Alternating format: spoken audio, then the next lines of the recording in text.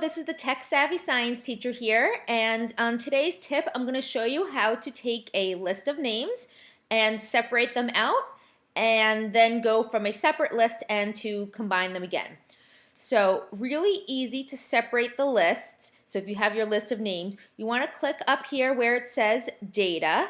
So you might normally be on a home page, home screen here, so you're going to click on Data. Then you're going to highlight the names that you want and simply click Text to Columns. So this will allow you to separate it out. So you want to choose this top one because then you can say that they're separated by a space. You're going to say there's a space separating the first and the last name. And it's saying, just making sure this is this, and then it's saying where do you want it to go. So usually just leave it as is. And I click Finish, and there you have it.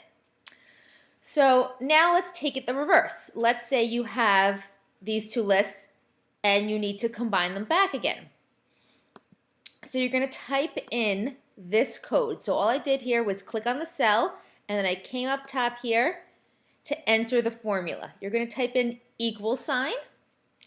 Then you're going to click on the first thing that you want, which is, in this case, I want A1. Then I'm going to say and I want a space between them. So I'm going to put quotes, space, quotes, and click on the cell that you want, and then press enter. And you see now it's combined them.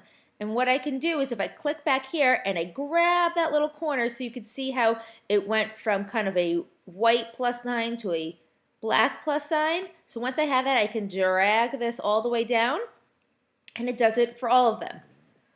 Let's say you wanted the reverse. Maybe you needed last name, comma, first name. It's the same idea that you did here, but we're just going to click on the cells in a different order. So again, equal, and I'm going to click on the last name, and this time I want a comma, and so I'm going to hit quote, comma, and maybe I also want a space. I want a comma space, then I quote, and now I'm going to click on the first and enter, and now I have last, comma, first.